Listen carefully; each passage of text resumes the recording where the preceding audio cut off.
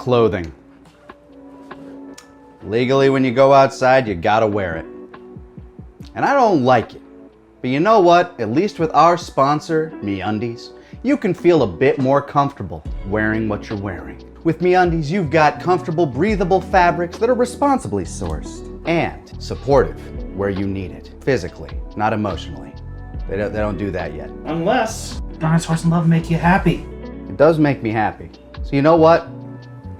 It supports you emotionally too. And if you go to MeUndies.com/4starbento and use the code 4starbento at checkout, you can get 20% off your order plus free shipping with orders of $75 or higher. But not only do they offer a slate of comfortable, supportive under or over pants, but also a slate of loungewear so that you can feel comfortable wherever you're wearing MeUndies. So thank you again to MeUndies. Go to MeUndies.com/4starbento. Use the code 4starbento at checkout for 20% off and free shipping of orders of $75 or higher. And now on to the video. Kaiser! Lanny. You were right. Oh, I was half right. You're mostly right. I was right in that they're adults again. Yeah. Yeah. They're adults now. I feel like the thing is, considering that they needed those Dragon Balls to turn back into adults, like, I guess they could have used it for something else and then had, like, Neva do some shit later. But I feel like that would have been lame, right? Like... Yeah, I mean, we were always going to end back up at the status quo. Although, I feel like they're going to have a hard time explaining, like, maybe... Like, how are they going to explain away that Super Saiyan 4 doesn't exist beyond this point? Look, I know that they want to say that this is technically canon to Super or some shit. Maybe they'll come up with some explanation of like... Maybe it's, oh, I'm not in the demon world, I can't touch it. Yeah, I'm assuming that it has something to do with that. Like, the power-up that Neva gave was kind of not permanent. Yeah, it was temporary. Yeah. It seems that magic wore off or something. I don't know. It doesn't matter. It's fun. I like the adult form, too. I mean, I guess I like the adult form. We don't, like, I won't know until we see it next week. We only just get a bit of it here. This was a very pretty episode. Oh yeah, this was a very pretty episode. Yeah, I very like pretty. genuinely gorgeous. There was only like one or two moments where like it was a little bit weird. There's a certain animator that they like to use. He showed up in Broly and he showed up earlier in the series as well during that first Tamagami fight. He's got this really stilted way of animating, and I don't love it. I'm not sure who that is, but my eye isn't very good at picking up that kind of stuff. I've gotten better over time. I've started to learn. I'm not as good as Anime AJ. Man's a beast, but I'm getting used to like being able to tell. Oh hey, like Naoto Shishida, you see like two of his cuts, and you'll be able to know that's him at any time. Yeah. But go ahead. No, we learned that when they are adults, they are infinitely stronger than they were children. Like, yeah, all of a sudden you can 1v1, and we know that Vegeta likes soapy wet boobs. Best part of the episode. Best part of the episode. By far. Best part of the last several episodes. I'm not even kidding. That is actually really funny, and I really like that. That got me so good. I'm like, oh, Bulma's gonna talk him into it. Vegeta, like, stop dicking around. Like, let everybody else fight. If you don't, I won't take baths with you anymore. And Man's like, she wouldn't. No, it wasn't even a she wouldn't. It was I'm not taking that risk. I'm not arguing this. The look on his face was a no. And you know what? Game, respect game. I'm with you, man. I love what this show... Don't risk that. Yeah. I love what the show has done for Vegeta. It's not quite the development of character that we like. He's not in the same place he was in GT that I personally liked, but the things we're learning about him and the interactions we have gotten in Daima have been really funny and very humanizing. Because not only does he care about his wife, but he shows actual outward physical affection for her. He's like, oh shit, yeah, I want that though. But I like baths. I still think he looks silly as a Super Saiyan 3. I appreciate that it looks different than Goku's Super Saiyan 3, but I'm getting like Gohan Beast levels of what the fuck is this hair going on, you know what I mean? It is a little bit unfortunate in that the silhouette that this is cutting is distinct but silly. Whereas he looks like Supersonic. a little bit. Whereas with Goku, at least you had this. The silhouette he cuts with the Super Saiyan 3 is way more distinct and kind of. It's the cool. hair that kind of like drapes down the back. I feel like they keep making that hair shorter though. I feel like it didn't feel like it. I don't know. Was Super Maybe Saiyan 3's compared to his child form, but I guess I'd have to like double check because it feels like Super Saiyan 3's hair wasn't quite this short before, but I could be wrong. I might just my mind might be misremembering how long the hair is. Is that really a complaint necessarily? It's just my mind is like, was it always that short on Goku? They put the stank on that transformation this time though, which is kind of interesting to me because this is the third or fourth time we've seen that transformation. Yeah. And the second time this episode, they tried to put like the big impact on Goku doing it, and Vegeta's just sitting there's like, I literally just did it. Why are you all what? Fuck you! Yeah. It's interesting. I just want my soapy boobs. Just well, and like they do this whole thing where Goku does the count up again. yeah. Why? Why? Padding for time, maybe, or Yeah, like no, just, it is. It's either padding for time, or it's nostalgia bait, or it's both. Yeah, it's both, and I hate it. Like, But I'm sorry. At least it was animated real cool. I love the transformation sequence. At least it remembered that Super Saiyan 2 exists. It did. It remembered. It had the lightning zappies. Yeah. It's always really interesting because it is so easy for me to miss the distinct differences between Super Saiyan 1 and 2 Goku's hair. Because they're there. If you look at it, it's like, oh, the bangs are different. Yeah. Also lightning. But yeah, I know. It's got little zappy zaps. Yeah, the little zappy zaps. But yeah, I hate that. I hated that. I was like, God, in an episode where you are already padding, why add this? Oh, right, because you don't want the fight with Super Saiyan 4 Goku to start at the end. You just want to introduce that so then we can set up for the next episode, which now feels like it's going to be deeply unsatisfying. Honestly, Goma, his only thing right now is that he just has infinite stamina. Mm-hmm. He's literally Garlic Jr. Mm-hmm. He cannot beat them in a fight. He can just outlast them. Mm-hmm. And that's underwhelming as a final villain. Mm-hmm. Yeah. Yeah, I sure do love an episode where I watch one character beat up on the other, but it does nothing over and over and over and over. And why are we doing this? We got a really fun Final Flash. I like that Final Flash beam struggle.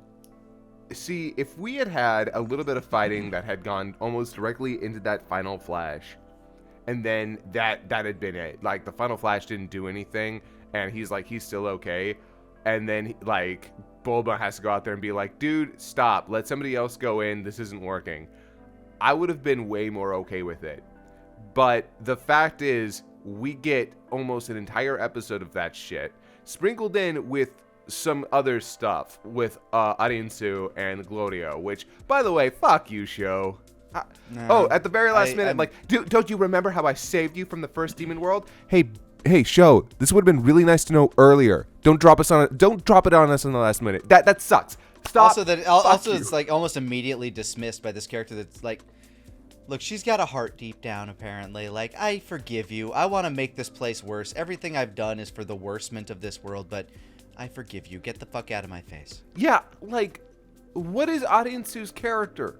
I am very distinctly unsure. Like, if we're supposed to believe that Ku and Du made her better, that's an interesting, like, aspect that you could take, but we never even knew Ariansu's character to begin with. We've only gotten to see what we've seen. We've just known that she's conniving and she has boobs. Yeah, and look, I love both of those parts, but Same. At the end of the day, it's like we're getting this character development for a character who I have enjoyed a lot, but I don't understand. Because if her entire point literally was, I just want the Dragon Balls because I want to make the demon world worse, then no, that could never have been her motivation. If Glorio defying her just gets her to be like, I don't care, whatever, you're fired. I mean, at the end of the last thing, she was just like, make me the king. It's like, okay, well, yeah, so that was your motivation. Yeah, no, that was her motivation. I'm saying it doesn't, like, again, her motivation was to become king so she could make the demon world worse. But if that's who her character is, this doesn't scan. I mean, the stupid thing is, like, it's not like her goal is entirely unobtainable anyway. She just needs Goma to be defeated, and then everybody else to fuck back off to the normal world. And then Do goes and gets the Dragon Balls again. And then, well, not even that. Who's going to stop her when Ku and Do are clearly stronger than literally everybody else? They just go and get Goku again. What to do? What, another regime shift? Yeah. What is he gonna be stuck in Afghanistan forever?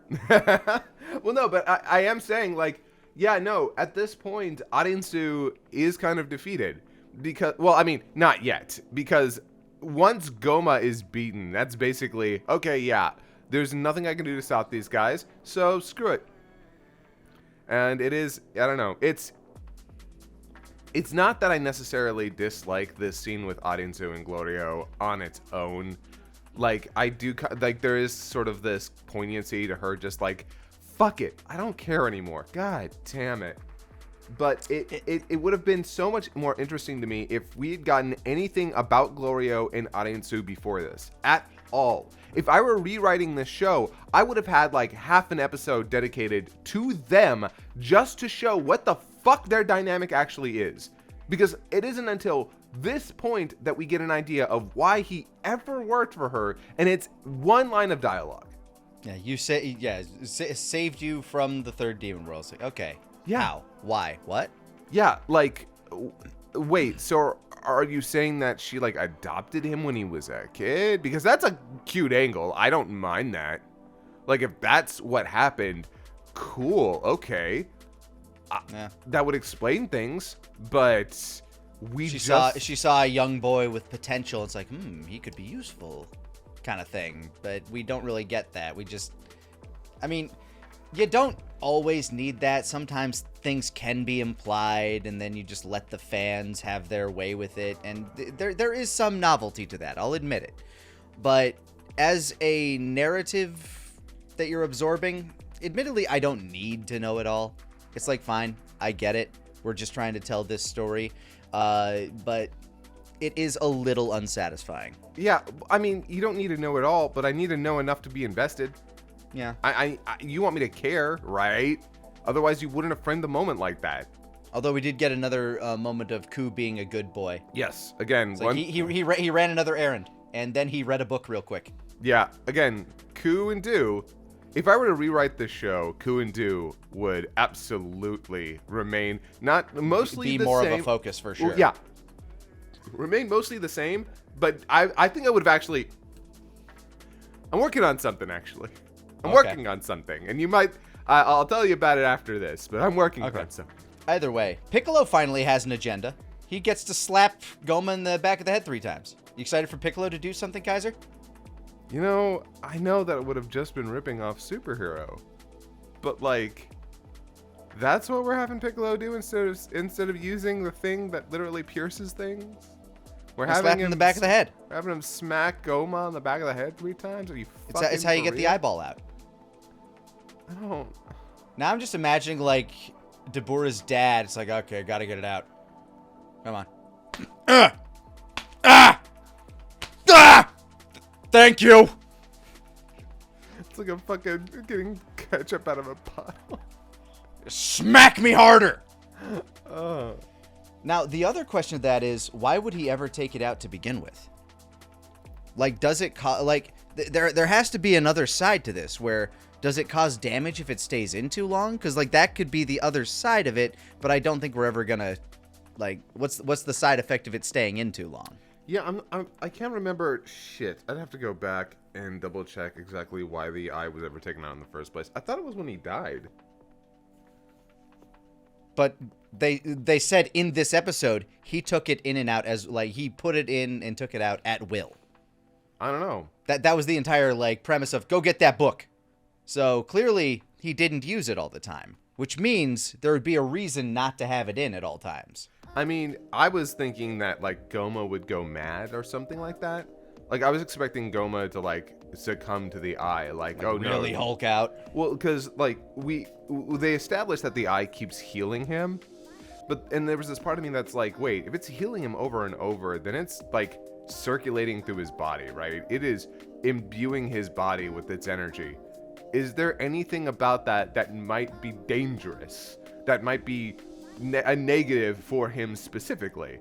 And it doesn't seem like that. It seems we have like one more episode to maybe explore that. And I feel like it's mostly just going to be focused on, like, maybe the slapping him in the back of the head gambit isn't going to work. Like, Dragon Ball pulls that shit all the time, where it's like, this is how we're going to do it. Oh no, that's not going to work. Time to find a new way. I am genuinely certain at this point that they forgot the bugs. Maybe. Like, I can't believe they brought up the fusion bugs in the first place. Fuck you, show. Oh my god. I'll give it credit for not relying on it. Unless they end up relying on it anyway. I mean, I'm sorry, if you're going to introduce something like that, then utilize it in your plot. Like, don't introduce the fusion bugs at all if you're just going to be like, and then they did nothing. And I know, everyone's like, well, not everything needs to pay off. Sometimes you can just have, like, bits of lore, bits of the world. Have lore. Maybe they'll make a video game later. Who knows? Yeah. Shut the fuck up and eat your Dragon Ball. Yeah, no, by the way, I'm really tired of being told that I'm tired of being told to sit down and consume content. I'm tired of that, okay? I'm tired. I'm not dealing with that. Like, I'm going to be critical of this because everyone's like, this isn't, a lot of people are like, this isn't fucking, oh god, Lord of the Rings. This isn't some, like, they'll try and be like, this isn't some other well-written piece of media, and I'm like, I don't need it to be Breaking Bad. I just need it to be competent. That's also such a, like, telling on yourself critique. A little bit. The thing that really kills me is that Dragon Ball hasn't been like this for most of its existence. Mm-hmm. Dragon Ball usually doesn't include a whole lot of things it doesn't properly utilize. It'll introduce characters that get their big moment, and then it kind of throws away. But it does try to introduce a plot point or an element of the story that it then capitalizes on later. Very rarely is there something that's just brought up as a fun little thing and then thrown away. Usually that's in the anime. Yeah. Now, there are parts of this episode that I legitimately enjoyed. I did like Vegeta just kind of bodying Goma for a while. The animation there was fun. The eye has, like, weird powers that just kind of come up out of nowhere. Like, last episode, we saw that it could drain the power. It de-transformed Goku. Yeah, which, like, okay, I'm more okay with that when the villains have bullshit powers. Yeah, and like, that's fine, but why doesn't he keep using that bullshit power? I mean, that's actually a really good point. Why didn't he just, like, hold that up? Oh, no, he just transformed again into that thing that was beating me. Yeah. Stop it. I mean, maybe he has to have him, because if I remember correctly, didn't he... He, like, trapped him in a ball. Yeah. Like, that is a little bit like, hey, why doesn't he do that again? But maybe it's just because they're just that much stronger as adults. I don't know. But it's... Maybe it's ego. Maybe it's like, I can't be beaten anyway, so why bother? Kind of thing. And yeah, that I can... Look, I can buy that. In fact, I just buy that implicitly. The credit that I will give this as a villain is it is Garlic Jr. with a mechanic. Like, he's unbeatable, but he has, like, there is a puzzle that you have to solve to make him very beatable. But the puzzle you have to solve is slapping him in the back of the head 3 times. Yeah, that's okay. I'm sorry, that is just so lame. Now, they do specifically say 3 times in a row. So they have to give, like, you know, the 2-piece and a biscuit combo in the back of the head, or, like, if it's interrupted by a gut punch, you have to start over. If you take damage during the 3 consecutive hits, you have to start over. Yeah, no, it has to be in the back of the head all 3 times. Yeah. Yeah, it's, yeah. I mean, look, I know, I actually went on Blue Sky, and I asked, hey, I gotta ask people who are fans of this episode, why? What is it about watching a dude beat up on another dude for 20 straight minutes without it doing anything that is entertaining to you? And everyone was like, it was really well animated. And I'm like, okay, look, I'll accept that as an answer. It is a very pretty episode. Yeah, I will accept It's really well animated. As your answer, I'm not going to argue with you about why you like something, but I will say, that is not enough for me. And we learned that Vegeta likes baths with Bulma. Also, there's that one shot where Glorio's walking really dramatically, and Hybus is just sitting off in the corner, not giving a fuck. I for some reason, that shot made me laugh, because everybody else is just looking at him like, and Hybus is just like, okay. I don't know why I love him so much. He hasn't done anything in forever, but he's just great. Because his whole vibe is just, I'm just here for the food. I'm just fucking here, bro. Yeah, I love... And you're right. This whole entire episode is, in fact, made worth it by the scene with Bulma. It is. I love that. That's the kind of shit I'm here for. Things that humanize the character moments. If you're like... this entire episode is fan service. Like the good animation is part of fan service. You like watching Vegeta hit things really hard. You like watching Vegeta do big beamy struggles, even when he has big Sonic 3 hair. And you like all of the little fan moments. You like watching Goku go Super Saiyan 3 again. You like watching him at Super Saiyan 4. He looks cool. Things look cool, but that's what it is. Yeah. And honestly, I'm a little sad because when we got the scene where he turns Super Saiyan 4 and he's on the rock, I'm like, is he going to do the pose? Oh my God, please let him do the pose. And maybe he'll do the pose next episode, but he didn't do it here. And I was a little sad because I was waiting for that. You know the pose, right? The one I'm talking about? Yeah, the one in GT. Yeah, the one where he's got the foot up on the rock. I was waiting for that. I was like, please. I thought when he was going to step up, it was going to be that. He was going to hit that pose. I mean, he still hits it pretty cool. It is weird that the reveal isn't him stepping up and doing that, but it's still him climbing up from behind a rock. I know, right? His own pose knocked him down a peg or something. Yeah, he was his own transformation. Yeah, he was in the air when he was transforming, and now he's on the rock. Why was he on the rock? Hold on, I fell. I slipped. Sorry. Sorry. When I was going Super Saiyan 4, I stopped flying for a minute there. I'm good. I'm 100%. I'm back. Yeah, Oh, also, so I was actually curious about one detail, if they were going to do this or not. Turns out, it wasn't going to happen. I was actually wondering if once they became adults again, they would keep their voices. Because there was a part of me that was actually wondering, hey, is this Toei Animation trying to phase out the old actors? And nope. Ryo Horikawa's back, Toshi Furukawa's back, whoever plays Shin Masuko Nozawa's still there. Yeah, yeah. I think there was an interview. It was like, I want to keep voicing Goku till I'm 180. I'm like, okay. They might. Yeah, I mean, she will be Goku as long as Goku has a voice and she is alive.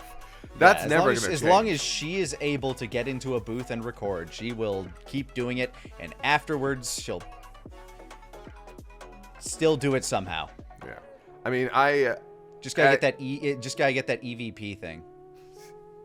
But yeah, so yeah, I know that a lot of people are probably had a lot of fun with the fan service in this episode, and again, I did. I am okay. I'm not going to argue your points with you necessarily. I didn't though, and I got to be honest. There was a point that I wanted to fast forward. I'm like, can we get through this fight with Vegeta? Because it's just going to be the same thing. At least he didn't get bodied. Yeah, it is interesting to he only got bodied last time, so yeah.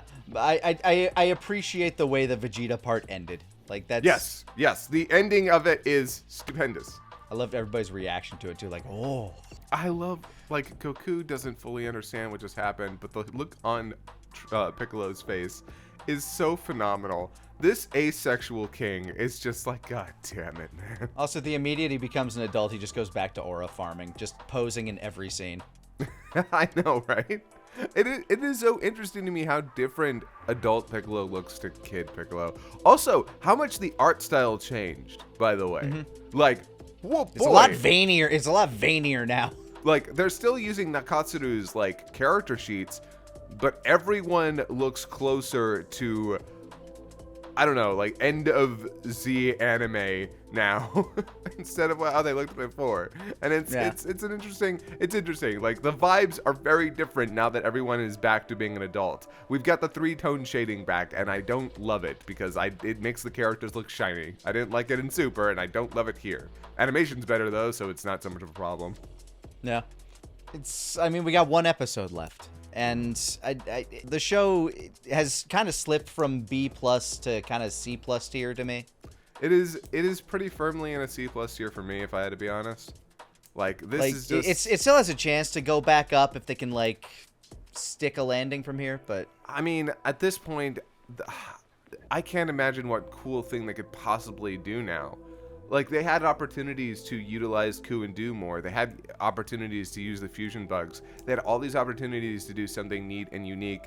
And what I'm being told is it's now going to be down to Goku versus Goma with Piccolo as a support, donkey punching him 3 times. Yeah, we didn't see Do this entire episode. Yeah, I have no idea where Do went. I know he got slapped. But... Yeah, but I don't know where he went. I mean, again, you're probably off eating cookies. I'm glad we got Ku, because again, Ku is good boy. But yeah, I know. If anybody tuned in this week and thought, oh, I bet Scott's going to be a curmudgeon, you got what you wanted. And anybody thought, I don't know, maybe Scott's going to like this episode, I'm sorry to disappoint. But no, I'm still firmly in that place. I still really enjoy the earlier parts of this show. I think the adventure aspect of this show is fantastic. That part of the story, that part of the shonen adventure was what got me hooked. And we've since long strayed from that path.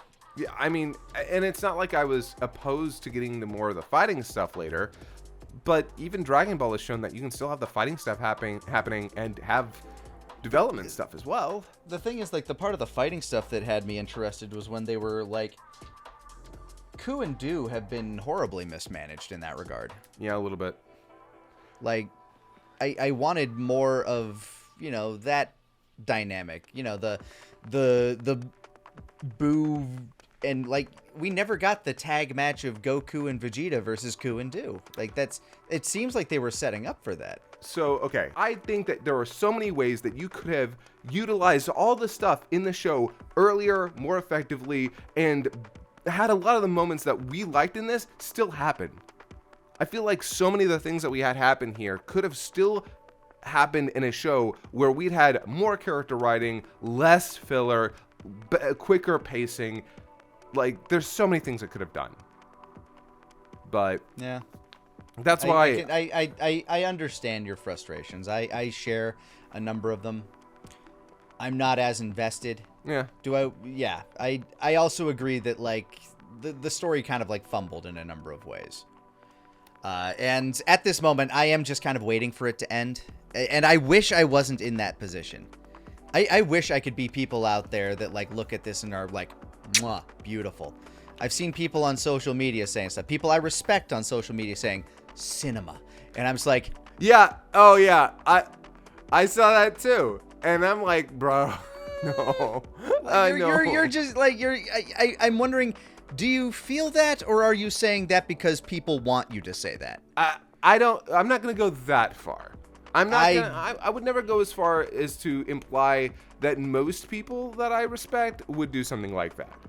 I definitely think that there is a level of I don't give so much of a shit about this part of the show like I don't give so much of a shit about this part. It is a visual spectacle. I will say that. Yeah, it is beautiful to behold. And if you're somebody who looks at Dragon Ball and thinks, hey, look, as long as it's visually effective, it's not that big of a deal for me. All right, fine, okay. Like, apparently, like, again, people seem to get offended when that's how I feel, but, like, I don't know what to tell you. You enjoy what you enjoy, but... Yeah, like, I don't feel any, like, vitriol towards the show. I don't have any, like, problem with anybody who enjoys it. Yeah, no. I am, like, for the, like...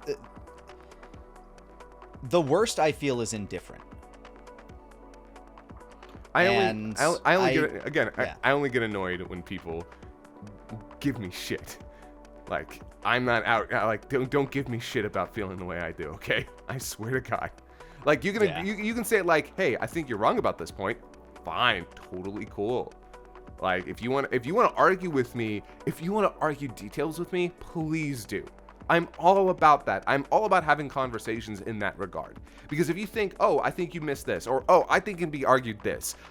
If you think I'm wrong because you interpret it differently and would like to have a conversation about that, that's totally fucking okay. Yeah.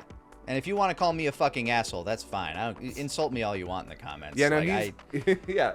Legitimately, I feel no ill will towards anybody who just does not like me. That's fine. Like, if you hate me and my opinion, cool. Just don't hate my dog. My dog's a good dog. He's a good dog. He's a good boy. What'd you think about Dragon Ball Daima? How wrong are we? Do you How right also are we? like Sudsy too? Do you also like Sudsy Yeah. too? Do you like soapy boobs in the bath? Tell us Yeah, down in the you do. comments.